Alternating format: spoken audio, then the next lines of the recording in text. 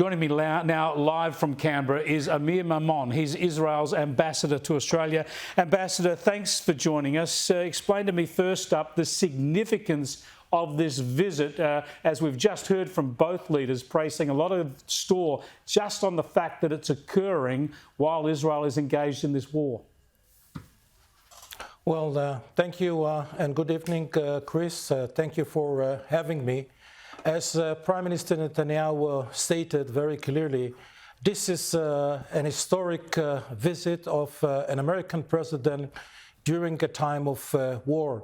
I think that it demonstrates not just the solidarity of the Americans, the American administration under Biden, but also demonstrate the commitment of the United States of America to the security and defense of the State of Israel.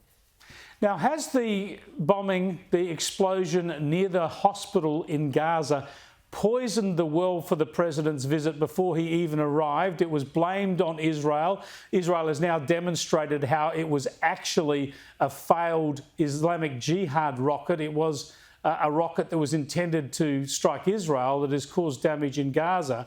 But already the Palestinian leadership, Mahmoud Abbas, and of course the Jordanian king and the Egyptian president will not meet the president in Jordan after he's been to Israel. Does that preclude any sort of decent advance on the issues during this visit?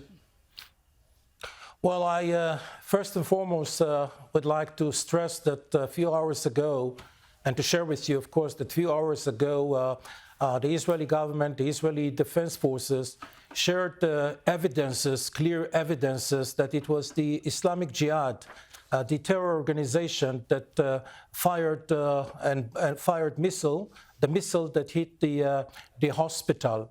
Unfortunately, quite a number of media outlets worldwide, but also here in Australia, were very quick to blame Israel.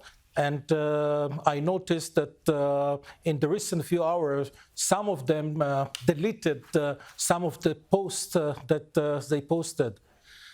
President Biden was very clear about it, and he was referring in his opening remarks about the other side. So it's important to emphasize that the other side is a terror organization. A terror organization that is not refraining, is exploiting and using its own citizens to defend their weapon systems. That's what the world needs to be to see and to know.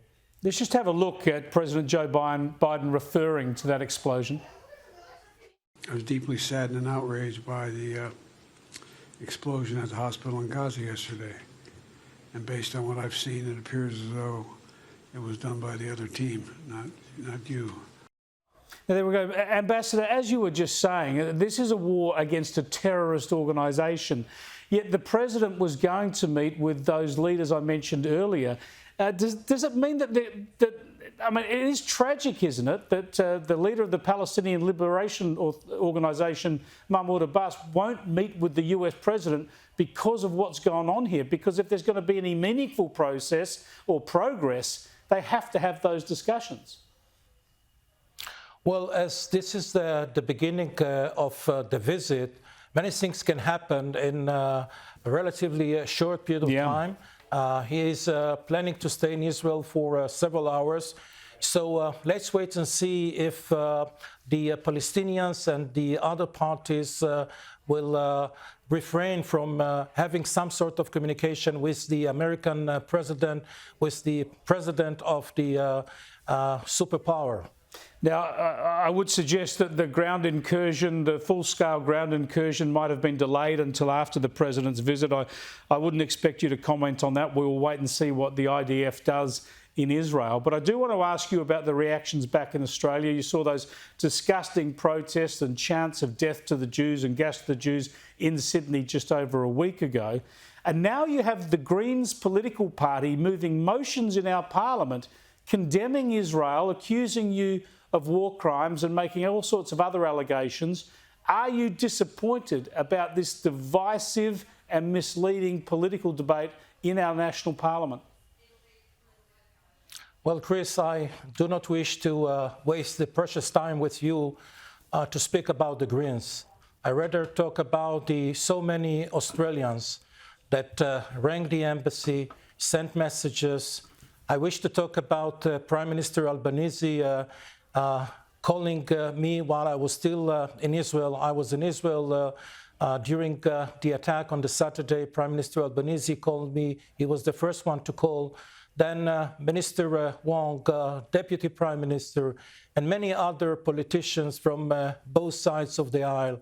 They speak in a very clear and loud language that represent where Australia stands and where the Australians stand. Ambassador, thanks so much for joining us. We hope those hostages can be freed without any more loss of life with civilians or military, but we do fear it's going to be a very, very difficult time ahead. I appreciate your time. Thank you.